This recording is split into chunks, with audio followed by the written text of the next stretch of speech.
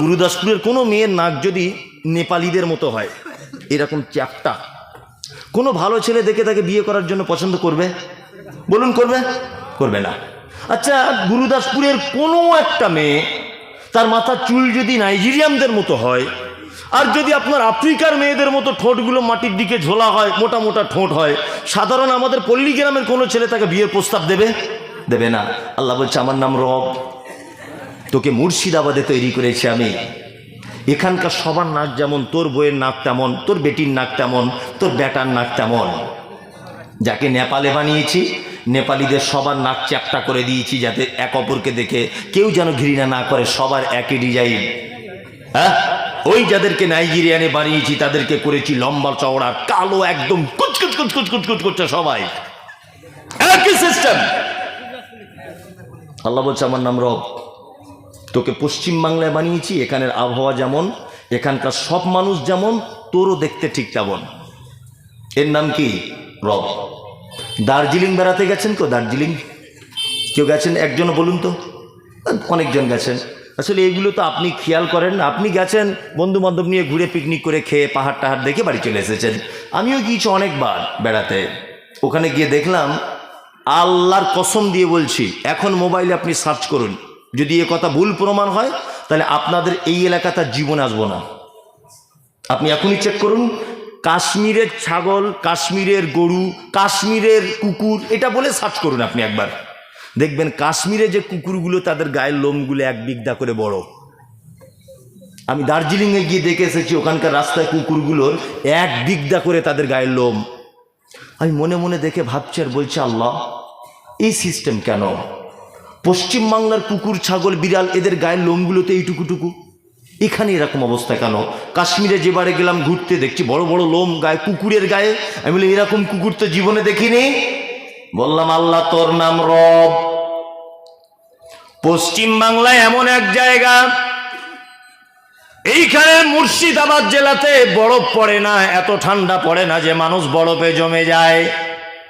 ওই জন্য এখানকার গায়ের কুকুরদের লোমগুলো এমন করে দিয়েছ যে এমন ঠান্ডা পড়লেও কুকুরেরা তারা গাড়ির তলায় শুয়ে কাটিয়ে দিতে পারবে, কারোর বাড়ির এক সাইডে শুয়ে কাটিয়ে দিতে পারবে। কিন্তু দার্জিলিং এর মাটিতে যে বরফ পড়ে, এই কুকুরগুলোর গায়ের লোমগুলো যদি ছোট ছোট হয়, একটা কুকুর তারা কেউ বেঁচে থাকবে না, একটা গরু বেঁচে থাকবে না, একটাও ছাগল বেঁচে থাকবে না। আল্লাহ, তোমার নাম হলো রব। এদেরকে কাশ্মীরে পাঠিয়েছো বলে আগে থেকে তুমি কম্বল জড়িয়ে এদেরকে কাশ্মীরের মাটিতে পাঠিয়েছ। আর পশ্চিম বাংলাতে তুমি যে কুকুর, ছাগল, শ্রীগালগুলো বানিয়েছ, এদের সামঞ্জস্যতা রেখে তুমি তাদের গায়ের লোম দিয়েছ। তোমার নাম হলো রব। দার্জিলিং এ যাকে দিয়েছ, ওইখানের পরিস্থিতির সঙ্গে মোকাবেলা করার জন্য তুমি তাকে আগে থেকে কম্বল জড়িয়ে দিয়েছ। তোমার নাম রব। আমাদের পাড়া গ্রামের মেয়েরা দেখবেন বাড়িতে ওই মুরগির ডিম থেকে বাচ্চা বার করে না? আবার মেয়েরা খুব চালাকও হয়, দেখবেন হাঁসের ডিমও দেয় 5টা, মুরগির ডিমও দেয় 5টা। হাঁসেরও বাচ্চা তুলে নেয় মুরগির বাজুর তলা থেকে, তুলে নেয় না? তুলে নেয়। তা ধরে নেন একটা পাড়ার মেয়ে 10টা ডিম দিয়েছে মুরগির বাজুর তলাতে, গরমে গরমে আস্তে আস্তে মুরগির ডিমের 18 দিন হলে বাচ্চা হয়, আর হাঁসের ডিমের 21 দিন থেকে 28 দিন পর্যন্ত টাইম লাগে। যুক্তি তর্কের খাতিরে বোঝানোর জন্য ধরে নেন একই দিনে হাঁসের আর মুরগির একই দিনে বাচ্চা হয়েছে। মুরগির পিছনে পিছনে ঘুরছে, হাঁসের বাচ্চা দেখবেন আস্তে আস্তে আস্তে আস্তে টুক করে পানিতে লাফ দিয়ে দিয়েছে, পুকুরে লাফ দিয়েছে বলে আপনি কোনোদিন দেখেছেন যে একসঙ্গে ছিল বলে মুরগির বাচ্চাগুলো লাফ দিয়ে দিয়েছে? দেখেছেন? দেখেননি। কেন? কে ওকে শেখালো এটা? কে বলে দিল? কে? আল্লাহু আকবার। আপনি এগুলো কেন ভাবেন না? অনেক মানুষ বলে, যে নাস্তিক, অনেক মানুষ বলে না যে অমুকজন নাস্তিক। আমি বলছি পৃথিবীতে কেউ নাস্তিক হতে পারে না। কেউ নাস্তিক নয় পৃথিবীতে, নাস্তিক কেউ হতে পারবে না। কারণ একটা, শিক্ষিত মানুষরা জানে যে কর্তা ছাড়া কর্ম হয় না, হয় না। এটা মাইক। আচ্ছা বলুন, এর পিছনে একটা আবিষ্কারক আছে না নেই? আছে। এই যে প্যান্ডেলটা টাঙিয়েছে এর পিছনে একজন কর্তা আছে না নেই? আছে, আছে। আপনি যদি এখন বিরিয়ানি খান, ভালো বিরিয়ানি, আচ্ছা বিরিয়ানি যখন আপনি খাবেন, এই যে বিরিয়ানির স্বাদ, এর পিছনে একটা রাঁধুনি থাকবে কি থাকবে না? অবশ্যই থাকবে। আপনি একটা গান শুনছেন, এই গানের সুর আপনাকে কি মনে করিয়ে দেবে না যে এর পিছনে একজন বিশাল বড় গায়ক আছে? মনে করিয়ে দেবে না? দেবে। নাস্তিক মানুষ হয় কি করে? পূর্ব দিকে প্রতিদিন পশ্চিম দিকে, পূর্ব দিকে সূর্য উঠে পশ্চিম দিকে ডুবে যাচ্ছে, এটা তো একটা কাজ, কাজ না? প্রতিদিন নির্দিষ্ট টাইমে এটাকে তোলা, আবার এটাকে মানে এর আলোকে কমজোর করে দেওয়া, এটা একটা কাজ কি কাজ নয়? কাজ। তাহলে এটা যখন কাজ, এর পিছনে একটা কর্তা থাকতে হবে কি হবে না? হবে। তিনি কে? আল্লাহ।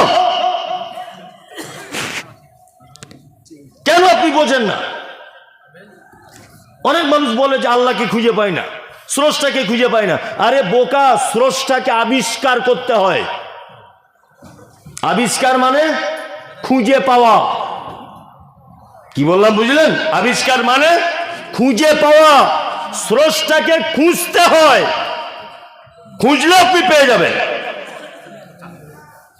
কোনোদিন কোন হাঁসের বাচ্চা তার মাকে বলেছে যে মা, এত বড় পুকুরে আমি যদি প্রথম দিন নেমে যাই তাহলে তো ডুবে যেতে পারি, এক কাজ করো, আমাকে প্রথম দিন তুমি একটু সুইমিং পুলে ভর্তি করে দাও, আগে জুত করে সাঁতার কাটা ঠিকই, তারপরে বড় পুকুরে গিয়ে ঝাঁপ দেবো। এরকম কোনো ব্যাপার আছে? নাই। কে বলে দিল একে? ওটা কে শেখালো? কে? আল্লাহ। দুই, রব হলো। তারপরে আছে আলামিন, অসংখ্য জগতের মালিক কে? আল্লাহ। আর রহমানির রহিম। রহমান মানে কি? দয়ালু। রহিম মানে তাও দয়ালু, তাই না? অতীব দয়ালু। আপনাকে একটা জিনিস বোঝাই, রহমান মানেও দয়ালু, রহিম মানেও দয়ালু। আমি প্রত্যেক বছর আপনাদের মসজিদে দান করি 2000 প্রতি বছরে। আমি তাহলে কি দানি? আর এই যে বসে আছে ও প্রতি বছরে মোটামুটি 20,000 করে। ওর নাম কি? দাতা। ও বেশি দেয় তাই। আর আমার এই পাশে যে একজন বসে আছেন, উনি দেন প্রত্যেক বছরে 50,000। লোক ওকে কি বলবে? দানবীর বলবে না? দানবীর। তার মানে একটাই জিনিস, শুধু বেশি কমের কারণে শব্দের পরিবর্তন হয়। আমি অল্প দিলাম আমার নাম দানি, যে বেশি দিল তার নাম দাতা, আরো যে বেশি দিল তার নাম দানবীর। রহমান মানে দয়ালু, রহিম মানেও দয়ালু। রহিম মানে এমন দয়ালু, রহমান মানে এমন দয়ালু যার দয়ার কোনো শেষ নাই, বেসুমার দয়া। আর শুধু দয়া নয়, দয়া করে কোনো কিছুর বিনিময় ছাড়া। খুব ভালো করে বুঝবেন, আমি রাজনৈতিক লোক নয়, ওসব ব্যাপারগুলো মাথাতে ঢোকেও না, জাস্ট বোঝানোর জন্য বলছি। আপনাদের গ্রামের একজন মেম্বার আছেন, প্রধান আছেন, উনি কংগ্রেস থেকে জিতেছেন ধরে নেন। তা কংগ্রেস পার্টি থেকে ওনাকে 10টা ঘর দেওয়া হয়েছে, যে আপনি এই গুরুদাসপুর গরিব মানুষদের মাঝখানে 10টা ঘর দিয়ে দেবেন। আচ্ছা বলুন তো, ওই লোকটা অন্য কোনো পার্টির লোককে দেবে না নিজের পার্টির লোককেই দেবে? নিজের পার্টির লোককে দেবে। অন্য পার্টির লোকের নাম থাকলে ও কেটে দেবে, কারণ ও জানে ফালতু আমায় ভোট দেবে না, তো বরঞ্চ একে দিই, আমার 2টো ভোট আসবে, তাই না?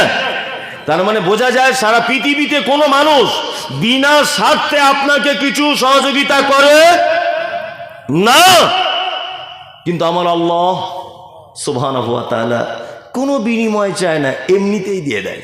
দেয় কি দেয় না? আপনাকে একটা জিনিস বুঝালে খুব ভালো বুঝতে পারবেন। আপনার বাড়িতে ফকির এসেছে, মা 2টো ভিক্ষা দাও, কেউ আসো মা। তো একটা লোক বার হয়েছে, দরজাটা খুলে এসে বলছে, এই তুমি নামাজ পড়ো? নামাজ পড়ি না তো। থেকে বিয়াদব, নামাজ পড়ে না, ভিক করতে এসেছে, যাও এখান থেকে, চলে যাও। ওকে তাড়িয়ে দেওয়া হলো, ওকে তাড়িয়ে দেওয়া হলো। আর একজন এলো, এসে, আব্বা বাড়িতে কেউ আছো? বাপ কিছু ভিক্ষা দাও না, কেউ আছো? একটা লোক বার হয়ে বলছে, এ তুমি কি করতে এসেছো? বলছে ভিক করতে এসেছি। বলছি তোমার হাতে এত বড় মোবাইল কেন? ভিক করছো আবার বড় মোবাইল নিয়ে ঘুরছো? ঢং খুঁজে পায় না। আর একজন মেয়ে ছেলে এসেছে, কেউ আছো বুবু, বাড়িতে কেউ আছো? বলছে হ্যাঁ। দরজাটা খুলে দেখছে মেয়েটা মিনু শাড়ি পরে এসেছে, হ্যাঁ, লাল টকটক টকটক করছে, নতুন শাড়ি। তখন ওই বউটা বলছে, বাবা আমার স্বামী এত টাকার মালিক, এত দামি শাড়ি কিনতে পারে না, আর তোমার তো ঢং, সাংঘাতিক ঢং, মিনু শাড়ি পরে ভিক করতে এসেছো, বল অন্য বাড়ি দেখো যাও। তুমি তাড়িয়ে দিলে কেন? তোমার সম্পদের তুমি কতটা ওকে দিতে? 2 টাকার একটা কয়েন দিতে, বেশি হলে তুমি 500 গ্রাম চাউল দিতে, আরো বেশি হলে 10 টাকার একটা নোট দিতে, এছাড়াও আর কিছু দিতে না? কিছু দিত না। আল্লাহ কত বড় দয়ালু দেখুন। ফিলিস্তিনের মাটিতে মসজিদ আকসা, ওই আপনার পাশের দেশ ইসরায়েল আঘাত করছে, প্রতিনিয়ত তাদেরকে মেরে দিচ্ছে, দেখতে পাচ্ছেন এটা সোশ্যাল মিডিয়াতে। আচ্ছা বলুন, আমরা যে অক্সিজেন গ্রহণ করি, এই অক্সিজেনের মালিক কে? কে? আল্লাহ। আল্লাহ যদি ইচ্ছা করে যে আমি এইমাত্র ইসরায়েলের ইহুদিদের অক্সিজেন বন্ধ করে দিব, এটা আল্লাহ পারে কি পারে না? পারে। কিন্তু আল্লাহ বলছে আমার নাম রহমান, বেঈমান হবি, মসজিদে তালা মারবি, কোরআনে লাথি মারবি, যা কিছু করবি, আমার নাম হলো রহমান। আমি এমন একজন দয়ালু, পৃথিবীতে এই দয়া থেকে কাউকে বঞ্চিত করব না। নামাজ পড়বি না, তোর জমিনে বৃষ্টি আসবে, তুই নামাজ পড়বি না, তোর জমিনেও ফসল হবে, তুই মসজিদে ভেঙে দেবার সহযোগিতা করবি, তবু আমার সূর্যের তাপ পাবি, পৃথিবীর কেউ তোকে বঞ্চিত করবে না। আমার নাম হলো রহমান। আমি এমন দয়া করি, বিনিময় চাই না। রাহিম, এটাও একটা দয়ালু। এই দয়াটা আবার মারাত্মক। এই দয়াটা খাসসাতান ইয়াউমাল কিয়ামা, বিশেষ ব্যক্তিদের প্রতি কিয়ামতের দিন দয়া করা হবে। কি বললাম বুঝলেন? তারপরে কি বলি? ইয়াকা নাবুদু ওয়া ইয়াকা নাস্তাঈন।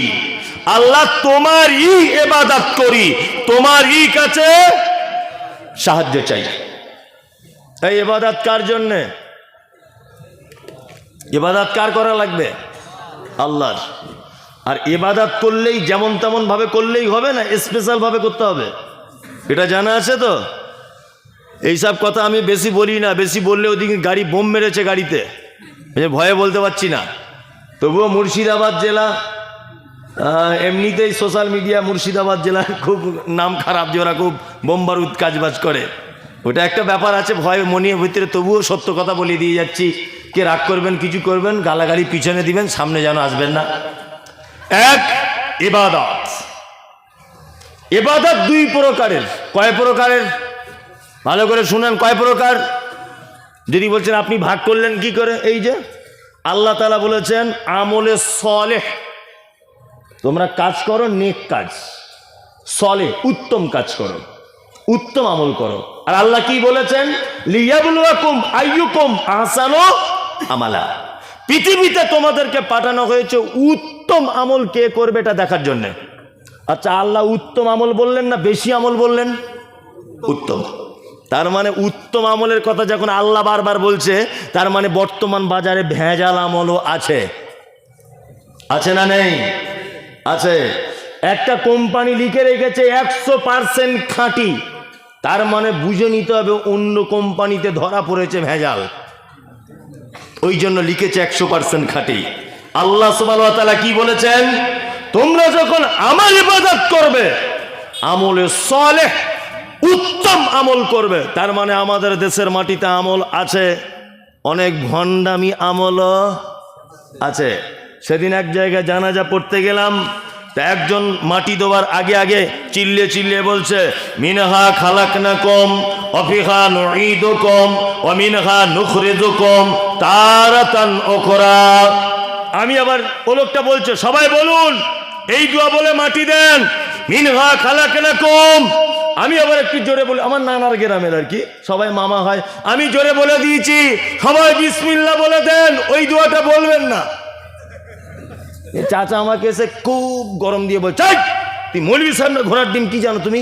আমাকে বলছে, ওরে আমি 15 বছর পড়াশোনা করলাম, আমি কিছু বুঝলাম না, তুমি বুঝলে, তুমি ভালো মন্দ বুঝে গেলে। তা কেন চাচা তুমি মিনহা খালাকনাকুম বলছো কেন? তা বলছি ওটা কোরআনের আয়াত, তো ওটা বললে অসুবিধা কি আছে? ওটা যদি বলি অসুবিধাটা কি? আচ্ছা, তাহলে মিনহা খালাকনাকুম কোরআনে আছে বললে অসুবিধা নেই? বলছে না, তাহলে কোরআনে যে আছে বলে সবই ভালো, এটা তোমায় বললো কে? এটা কে বললো? কোরআনে ফেরাউনের নাম আছে না নেই? তো তোর বেটার নাম ফেরাউন রাখ, রাখ দেখি, ওটা তো কোরআনের শব্দ। কেউ রাখবে?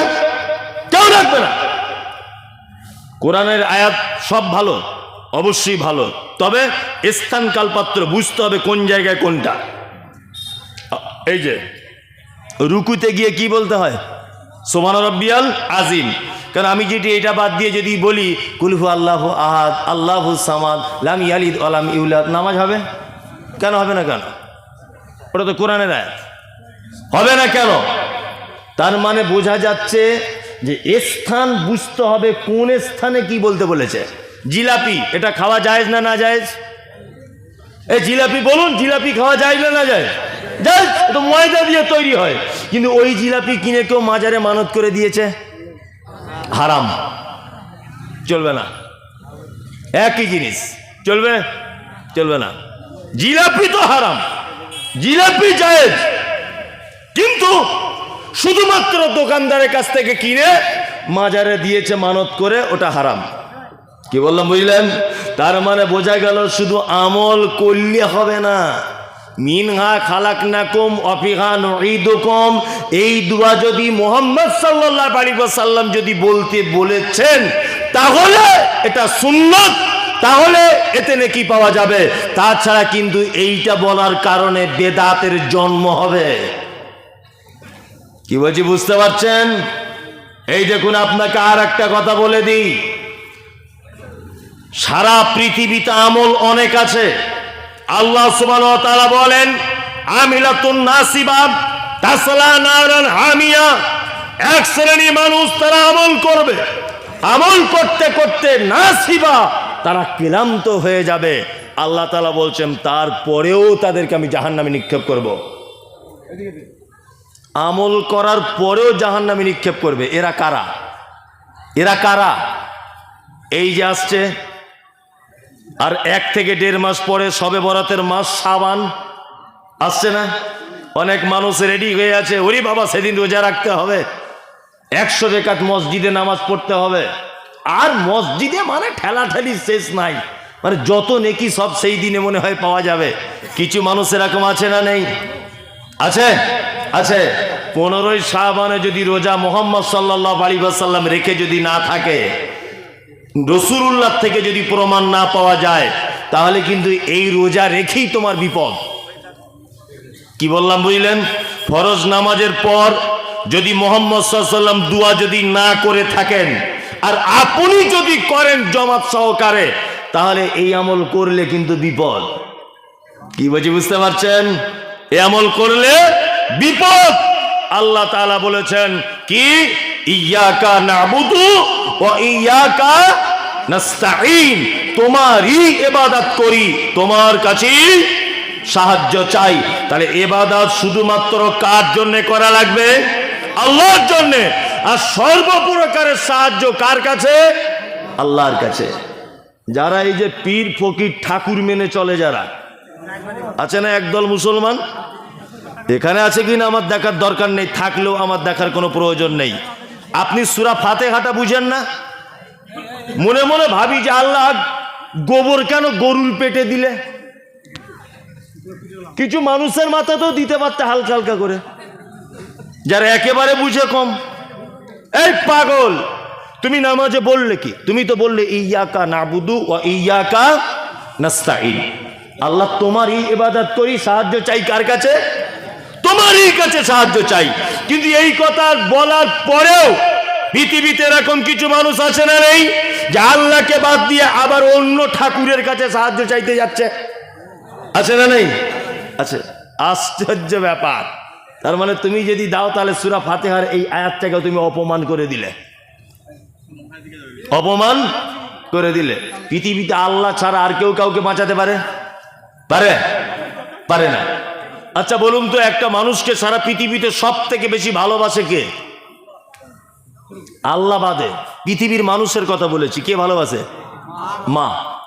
মা বেশি ভালোবাসে তো, নাকি পীর সাহেবও বাসে? এই পীর সাহেব বেশি বাসে, ফালতু আপনি উল্টো পাল্লা বলছেন। পীর সাহেবের থেকেও বেশি বাসে? বেশি বাসে। আচ্ছা, তারপরে কে বাসে? আপনার আব্বা। আল্লাহর ভাষা শুনুন, এগুলো কি কানা পীর দেখতে পায় না? হ্যাঁ, এ মুরিদরা কি এগুলো দেখতে পায় না? কোরআনের আয়াত আল্লাহ কি বলছেন? আল্লাহ বলছেন ইয়াউমা ইয়াফিরুল মারউ মিন আখি ওয়া উম্মিহি ওয়া আবি ওয়া সাহিবাতিহি ওয়া বানি। কিয়ামতের দিন মা তার বেটার কোনো কাজ করবে না, বাপ তার বেটার কোনো কাজ করবে না, উপকার করবে না। তাহলে যে মা 9 মাস 10 মাস পেটে ধরলো, আল্লাহ বলছে সেই মা তার বেটা যদি জাহান্নামেও চলে যায় তাকে বাঁচানোর ক্ষমতা রাখে না। এটা আল্লাহ বলছে যে কোন মা যদি কিয়ামতের দিনে বিপদে পড়ে যায় তার বেটা তাকে উদ্ধার করতে পারে না। বাপ যদি বিপদে পড়ে যায় বেটা উদ্ধার করতে পারে না। বেটা যদি বিপদে পড়ে যায় বাপ উদ্ধার করতে পারে না। নিজের পেটে ধরা সন্তানের উপকার করতে পারবে না মা, তা পীর সাহেব উপকার করে কি করে? হ্যাঁ, এটা তো একটা ভাবতেও অবাক লাগে। হুজুর উপকার করবে কি করে বলুন তো? আচ্ছা, আর একটা কথা আপনাকে বলি, আমাদের নবী মুহাম্মদ সাল্লাল্লাহু আলাইহি ওয়াসাল্লামের আপন চাচা নাম হলো তার কে? আবু তালিব, তাই তো? আবু তালিব কোনদিন, এখানে একটা গোপন তথ্য আপনাকে বলবো, মনোযোগ দিয়ে শুনবেন, কোনদিন মুহাম্মদ সাল্লাল্লাহু আলাইহি ওয়াসাল্লামের বিরুদ্ধে কথা বলেনি। কথা বলেছে? কথা বলেনি। বরং মুহাম্মদ সাল্লাল্লাহু আলাইহি ওয়াসাল্লামকে কোলে পিঠে করে মানুষ করেছে। আর বেঈমান মুশরিকরা যখন মারতে এসেছে মুহাম্মদ সাল্লাল্লাহু আলাইহি ওয়াসাল্লামকে, চাচা প্রাচীরের মতো দাঁড়িয়ে গিয়ে বলেছে, আমার ভাতিজার ইসলাম কবুল করবে না এটা কিন্তু ঠিক, কিন্তু আমার ভাতিজাকে মারতে পাবে না, চামড়া তুলে দেবো, আমি বেঁচে থাকা অবস্থা আমার ভাতিজার গায়ে কেউ হাত দেবে না। চাচা মারা যাচ্ছে আবু তালিব, মুহাম্মদ সাল্লাল্লাহু আলাইহি ওয়াসাল্লাম মাথার কাছে গিয়ে বলছে, চাচা একবার কলেমাটা বলে দাও, একবার কলেমা বলো। তখন চাচা ভাতিজার কথা চলছে, আবু জেহেল আবু লাহাব বেঈমানদের সর্দারেরা এসে বলছে, কি ব্যাপার আবু তালিব, এই তাহলে শেষ ফলাফল, সারা জীবন 360টা দেবদেবীর পূজা করে এলে, আর আজকে তুমি তোমার ভাতিজার ইসলাম কবুল করবে? এটা কেমন করে হয়? কথা চলছে, এক পর্যায়ে আল্লাহ তাআলা মালাকুল মউতকে বলছেন, নবীর চাচার টাইম শেষ। চাচা মারা গেলেন। বিশ্ব নবী মুহাম্মদ সাল্লাল্লাহু আলাইহি ওয়াসাল্লাম বলছেন, আমার চাচাকে 2টি আগুনের জুতো পরিয়ে দেওয়া হবে জাহান্নামের, তার গরমের ফলে মাথার মগজগুলো নিচের দিকে গলে গলে গলে গলে পড়বে। আপনার কাছে অনুরোধ, এই ব্যাপারটা বোঝার, যে নবীর আপন চাচা, নবীর আপন চাচা মুহাম্মদ সাল্লাল্লাহু আলাইহি ওয়াসাল্লাম বাঁচাতে পারবে কে? না। এখানে আর একটা গোপন কথা বলে দিই, আল্লাহ তাআলা জাহান্নামের শুধু জুতো পরিয়ে দিবেন নবীর চাচার। কারণ কি? মাথাতেও তো আগুন একটু দিলে দেওয়া যেত, গায়েও তো একটু দিলে দেওয়া যেত, যেত না? কেন শুধুমাত্র মাথাতে দেবে, পায়ে কেন দেবে? এই কারণে পায়ে দেবে যে আমার নবী মুহাম্মদ সাল্লাল্লাহু আলাইহি ওয়াসাল্লামকে বাচ্চা অবস্থায় কোলে পিঠে করে মানুষ করেছে, যে যে জায়গাগুলোকে নবীকে কাঁধে নিয়ে ঘুরেছে, কোলে নিয়েছে, আল্লাহ সুবহানাহু ওয়া তাআলা এই সম্মানের কারণে শুধুমাত্র তার দেহে আগুন দেবে না, তার পায়ে আগুন দিয়ে জুতো পরিয়ে দেওয়া হবে। আল্লাহু আকবার। নবী নিজের চাচাকে বাঁচাতে পারে না, তুমি কোথাকার হুজুর গো চিটিংবাজ? তুমি মানুষকে বাঁচাবে? তুমি নিজেই কিয়ামতের দিন নৌকা চালাবে। শুনুন, কোন লোক যদি এটা বলে যদি থাকে যে আমি পীর, আমি মারা গেলে আমার মাজার করা লাগবে, কোন লোক যদি এটা বলে থাকে যে আমি মারা যাবার পরে আমাকে মেনে চললে জান্নাত যাওয়া যাবে, আমি মুমতাজুল ইসলাম বলছি, যে বাপের বেটা বলে গেছে ওর থাকার জায়গা জাহান্নাম। কি বললাম বুঝলেন? ওর থাকার জায়গা জাহান্নাম। ইবাদত এবং চাওয়ার ব্যাপারে দুটো জিনিস মাথায় রাখবেন। ইবাদত যেন বেদাতে পরিণত না হয়।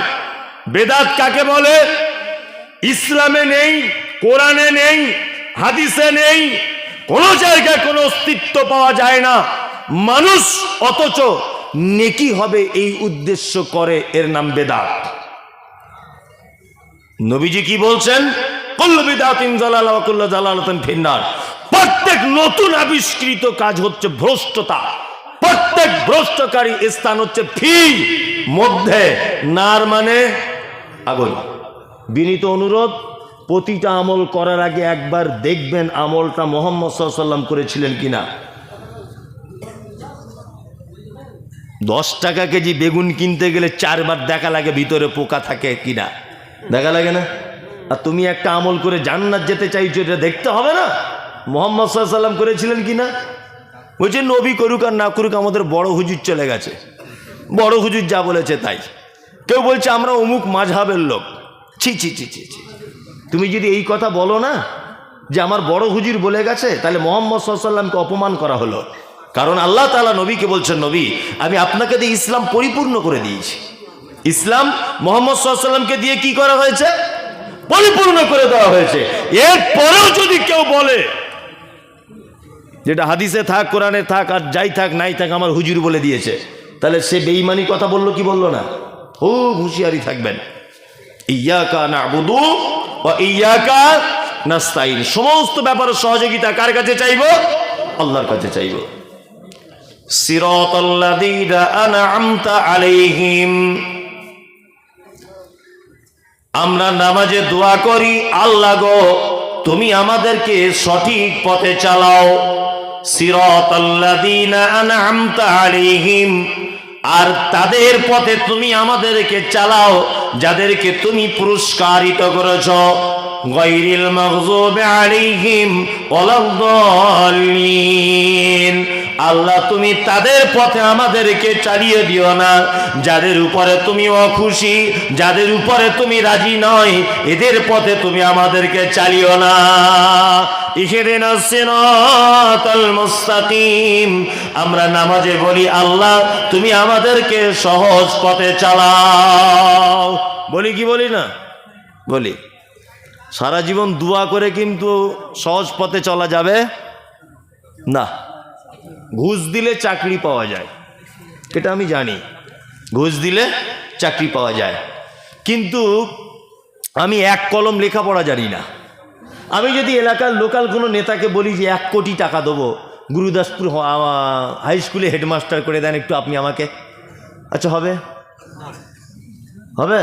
হবে না। তার মানে বোঝা যাচ্ছে ঘুষ দিলে চাকরি পাওয়া যায়, তারপরেও শিক্ষিত হতে হয়। একেবারে গরু মার্কা লোক 1 কোটি টাকা দিলে হেডমাস্টারের পদ পাবে কে? না। তার মানে শুধু যদি আমরা বলি ইহদিনাস সিরাতাল মুস্তাকিম, আল্লাহ তুমি আমাদেরকে সহজ রাস্তা দেখাও, আল্লাহ তুমি আমাকে সহজ রাস্তা দেখাও, কিয়ামত পর্যন্ত যদি এই দোয়া করেন জীবনে সহজ রাস্তা পাবেন না। সাথে সাথে নিজেকে পরিবর্তন করতে হবে। কি বললাম বুঝলেন? কেউ যদি বলে আল্লাহ রুজির মালিক তুমি আমায় বিরিয়ানি খাওয়াও, তুমি আমায় বিরিয়ানি খাওয়াও, ঘরে বসে যদি কেউ এরকম করে জীবনে পাবে না, খেতে পেয়ে মারা যাবে। এই হাত পাগুলি এমনি দেয়নি, তুমি কর্ম করো, তার ভিতর দিয়ে আল্লাহ তোমার বিরিয়ানির ব্যবস্থা করে দেবে। কি বললাম বুঝলেন?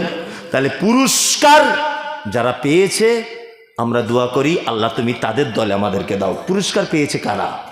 আন'আমাল্লাহু আলাইহিম মিনান নাবিয়্যিনা ওয়াস-সিদ্দীকিনা ওয়াশ-শুহাদা'i ওয়াস-সালিহিন। 4টে লোক আল্লাহর দরবারে পুরস্কার পেয়েছে। কটা? 4টা। 1 নবীগণ, 2 সিদ্দিক সাহাবীগণ, 3 শহীদগণ, 4 সালিহিন সৎকর্মশীলগণ। আল্লাহর কাছে প্রাইজ পেয়েছে কটা লোক? 4টা লোক। 1 নবীগণ, 2 সিদ্দিক অর্থাৎ সাহাবীগণ, 3 শহীদগণ, 4 নম্বর সালেহীন যারা সৎকর্ম করেছে তারা। 2টা একটা লোকের কথা বলে দিই, তাদের মতো হওয়ার চেষ্টা করবো ইনশাল্লাহ, ইনশাল্লাহ, ইনশাল্লাহ। এই দেখুন আল্লাহ নবী সাল্লাল্লাহু আলাইহি ওয়াসাল্লাম মিরাজের রাত্রিতে মিরাজে গেলেন। মিরাজে যাওয়ার পরে একটা যুবককে দেখতে পেলেন। এ খুব প্রসিদ্ধ কথা, একটা যুবককে দেখতে পেলেন যে জান্নাতের ভিতরে যুবকটা হাঁটছে জান্নাতের ভিতরে। আল্লাহ নবী সাল্লাল্লাহু আলাইহি ওয়াসাল্লাম বলছেন, কে গো এটা? বলছে, এটা হযরত বেলাল। আল্লাহ রসুল ফেরত এলেন, লম্বা চওড়া ঘটনা। ফেরত এসে ফজরের সালাতের পরে বেলালকে ডেকে বলছেন, বেলাল, ও বেলাল, আরে আমি তোমাকে জান্নাতের ভিতরে দেখে এসেছি। বেলাল, জীবনে কি কাজ করো গো তুমি বলো তো? হযরতে বেলাল তখন বলছেন, আল্লাহ রসুল, আমি তো বিশেষ কিছু ভালো আমল করতে পারি না, একটা ভালো কাজ করি। দিনের বেলাতে যতবার অজু ভেঙে যায় ততবার অজু করি, 2 রাকাত সালাত মসজিদে গিয়ে আদায় করি, এটা আমার ভালো কাজ। আচ্ছা বলুন তো, এই যে প্রত্যেক টাইমে নিয়মিত অজু করে 2 রাকাত সালাত আদায় করা, এটা খুব সহজ না কঠিন? কঠিন না? কঠিন। তা জান্নাতে হযরতে বেলাল কি এমনি দেখেছেন? হ্যাঁ, এমনি দেখা হয়েছে না। আর একটা চমৎকার ঘটনা আপনাকে বলছি, শুনে নেন। উহুদের যুদ্ধ হয়েছিল 3 হিজরিতে। কত হিজরিতে? 3 হিজরিতে। উহুদের যুদ্ধে মুসলিমরা কোন একটা কারণে মুসলিমদের পরাজয় ঘটেছিল, জয়লাভ করতে পারেনি। জি, মানুষ চলে যাচ্ছে, শীতকালে তো এখনো হযরত আবু বকর এসে বক্তব্য রাখলে আর লোক থাকবে না। আমি মমতাজুল ইসলাম তো কোথাকার কে, কি বললাম বুঝলেন না? হযরত ওমর, আবু বকর, উসমান সবাই মিলে যদি আসে তবুও লোক থাকবে না। শীতের দিনে লোক থাকে নাকি? আর লোক এত বোকা আছে, এই লোক কটা 2 মিনিটে চলে যাবে যদি একবার আদায়ের কথা বলে দিই। সব এ আমাকে বারবার বলছে, মানে পরিচিত বন্ধু লোক তো, যে আদায়ের কথা বলুন। আদায়ের কথা বললে 4 মিনিট লাগবে লোকগুলো পালাতে। তবুও সাপ ব্যাং যা বলছি লোক শুনছে তো অনেক ভালো। আদায়ের কথা বললেই পালাবে। তবে আমি বলছি, দাঁড়ান আর 2-4 মিনিট। তা উহুদের যুদ্ধ চলছে, শেষ, মুসলিমরা হেরে গেছে। 70 জন সাহাবী শহীদ হয়েছে। কতজন? 70 জন। 70 জন সাহাবী শহীদ হয়েছিল। আল্লাহ নবী সাল্লাল্লাহু আলাইহি ওয়াসাল্লাম যুদ্ধের আগের দিন বিকাল বেলাতে, ভালো করে বুঝবেন, যুদ্ধের আগের দিন বিকাল বেলাতে একজন সাহাবীর বিয়ে পড়িয়েছিলেন, তার নাম হানজালা রাদিয়াল্লাহু তাআলা আনহু। আল্লাহ রসুল বিয়ে পড়িয়েছেন এবং নিজে খুশি হয়ে খাজুর বিতরণ করেছেন সাহাবীদের ভিতরে। হানজালা তার স্ত্রীকে নিয়ে রাত্রে শুয়ে আছে, স্ত্রী মিলনও হয়েছে, স্বামী স্ত্রীর ব্যাপার। গভীর রাত্রিতে আল্লাহ নবী সাল্লাল্লাহু আলাইহি ওয়াসাল্লাম যুদ্ধের দামামা বাজিয়ে দিয়ে বলেছে, সাহাবীরা তাড়াতাড়ি করে বাড়ি থেকে বার হও, যুদ্ধে চলে যেতে হবে। কোথায়? না, উহুদে। হানজালার ঘুম ভেঙেছে, স্ত্রীকে তাড়াতাড়ি করে ডেকে বলছে, আমি চলে যাচ্ছি আমি। কোথায়? না, আল্লাহর নবী ডেকেছে তাই চলে যাচ্ছি, আমি 1 মিনিট আর দেরি করব না। যাবার সময় বিবি বলছে, কোথায় যাবেন? আল্লাহ রসুল উহুদের যুদ্ধে ডেকেছে তাই চলে যাচ্ছি। চলে গেলেন বিছানা থেকে উঠে। 70 জন মুসলিম সাহাবী শহীদ হয়েছে, ইমানদার। তার ভিতরে আল্লাহ নবী সাল্লাল্লাহু আলাইহি ওয়াসাল্লামের আপন চাচা, তার নাম হামজা রাদিয়াল্লাহু তাআলা আনহু। মুসআব বিন উমাইর ছিলেন কে? হানজালা রাদিয়াল্লাহু তাআলা আনহু। আল্লাহ নবী সাল্লাল্লাহু আলাইহি ওয়াসাল্লাম সাহাবীদেরকে বললেন, সাহাবীরা তোমরা লাশগুলোকে এক জায়গায় করো। লাশগুলো এক জায়গায় করা হলো। বিশ্বনবী 1টা 2টো 3টে 4টে করে হিসাব করে করে দেখলেন 68টা লাশ, 2টো লাশ খুঁজে পাওয়া যাচ্ছে না। আল্লাহ নবী সাহাবীদেরকে পাঠালেন, যাও লাশগুলোকে খুঁজে আনো। লাশ খুঁজতে যাওয়া হচ্ছে, পাওয়া যাচ্ছে না। ইতিমধ্যে একজন পর্দানাশীল মহিলা মুখটা ঢেকে আল্লাহ নবীকে যুদ্ধের ময়দানে এসে বলছেন, আল্লাহ নবী, আপনার সঙ্গে আমি কিছু কথা বলতে এসেছি, আপনি কি আমাকে চিনতে পারছেন? আল্লাহ রসুল বলছেন, না, তোমাকে চিনতে পারছি না, তুমি কে? তখন মহিলা বলছেন, গতকাল বিকেলবেলা আপনি কারোর বিয়ে পড়িয়েছিলেন? বলছে, হ্যাঁ, আমি হানজালার বিয়ে পড়িয়েছি।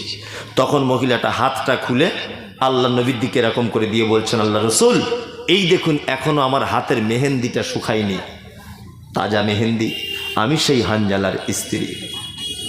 আমার স্বামী কি বেঁচে আছে? আল্লাহ রসুল তখন খুব জোরে কেঁদে দিয়ে বললেন, সবার লাশ পাওয়া যাচ্ছে, শুধু আমার চাচা হামজা আর তোমার প্রাণ প্রিয় স্বামী হানজালা, এই দুজনার লাশ খুঁজে পাচ্ছি না। মহিলা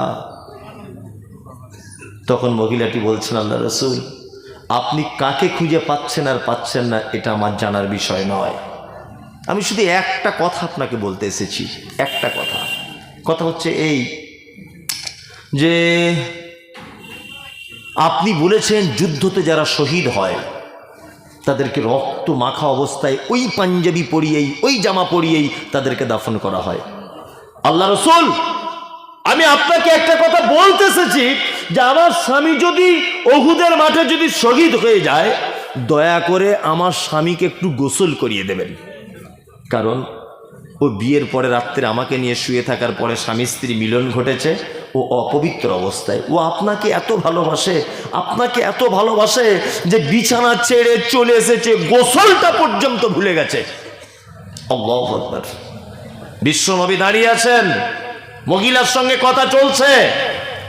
আল্লাহ নবী সাল্লাল্লাহু আলাইহি ওয়াসাল্লাম দেখতে পেলেন দুইজন সাহাবী একটা লাশ কাঁধে করে বয়ে নিয়ে আসছে। তার মাথার দিক দিয়ে দেখতে পাচ্ছে পানি জোরে জোরে পড়ছে। এই সময় জিবরিল এসে বলছেন, মুহাম্মদ সাল্লাল্লাহু আলাইহি ওয়াসাল্লাম, ওই যে দেখতে পাচ্ছেন দুজন সাহাবীর কাঁধের উপর একটা লাশ। বলছে, হ্যাঁ, ওটাকে? বলছে, ওটা হচ্ছে হানজালার শহীদে আল্লাহ এত খুশি হয়েছে যে ওর লাশ কেউ চুরিও করেনি, হারিয়েও যায়নি। আল্লাহ তাআলা আসমানের ফেরেশতা, তৃতীয় আসমানের ফেরেশতাদেরকে পাঠিয়ে তার লাশটাকে উপরে নিয়ে আসমানে নিয়ে জমজমের পানিতে গোসল করিয়ে মিসকে আম্বারের সেন্ট লাগিয়ে কাফন পরিয়ে ওই দেখুন আপনার কাছে দিয়ে দেওয়া হয়েছে। কি চারটিখানি বড় কথা! এই জায়গাটায় কি এমনি পৌঁছানো গেছে? শুধু দোয়া করে এই জায়গাটায় পৌঁছানো যাবে? যাবে না। নবীর প্রতি কত ভালোবাসা তাদের। বিনীত অনুরোধ, সারা জীবন দোয়া করে করে জীবন পরিবর্তন করা যাবে না। কি করা লাগবে? সাথে সাথে আপনাকে আমল করতে হবে।